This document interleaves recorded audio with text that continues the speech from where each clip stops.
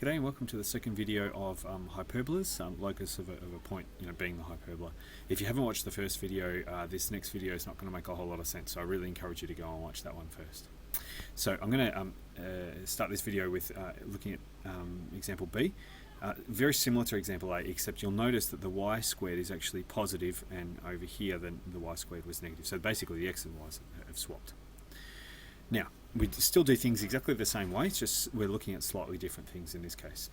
So here we've got y squared over 9 minus x squared over 4 equals 1. I'm going to find out the y-intercepts simply by just doing algebra, making x equals 0. So I've got y squared equals 9, so y equals plus minus 3. I pop those in on my graph. I notice that there are no x-intercepts in this one, just like the other one there was no y-intercepts, because I can't get the square root of a negative in any real number anyway. So the last thing I now want to do is have a look at the asymptotes of this. So I've got y squared over 9 equals x squared over 4 plus 1. I've just put that onto the other side. Now I'll multiply everything by 9. I'll keep it out as a common factor. Now this is the tricky bit, and you have to watch the other video, otherwise it won't make too much sense. Even if you did watch it, it might not have made a lot of sense. I'm going to take x squared over 4 out as a common factor, which means it's fine for the first one, it'll be 1, but then the second one will be 4 over x squared, because I've actually divided by x squared over 4. And now I can get the square root, and it can be something meaningful. So I got plus minus 3x over 2, and then the square root of 1 plus 4 over x squared. Now, this is where I do that tricky thing. If x is approaching a large number, so let's just say 1 billion, we get 4 divided by 1 billion, which is an actually really tiny number, but in this case it's positive, so it's 1 plus something that's small but positive, which means the square root of 1.0001 will be larger than 1, whereas in the previous example it was less than 1.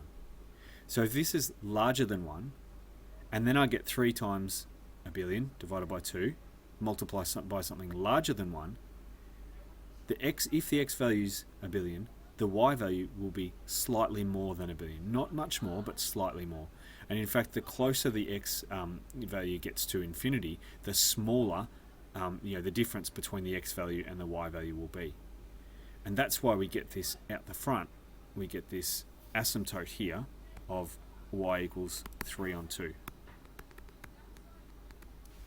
And what's happening is that the y values are actually getting closer and closer and closer to this asymptote. And in fact it's happening on the other side as well. We've got the other asymptote of negative y equals negative 3 on 2x. Negative 3 on, negative 3x on 2. And so I've actually got something that looks like that as well. That's not a very great line. That's a little bit better. Okay, so, and that's happening down here as well. So we've actually got a hyperbola, but this time the asymptotes are here. It looks very similar to the other question, but in this case we've actually got the graph above the asymptotes rather than below the asymptotes we had before, or between them I should say. So I guess the difference with this, the only difference is that one of these is positive. The y value here is positive, whereas the y value over here is negative. And the actual difference that it makes to the graph is that one of them will be above the asymptotes there and below the asymptotes, whereas the other one will be to the side of the asymptotes.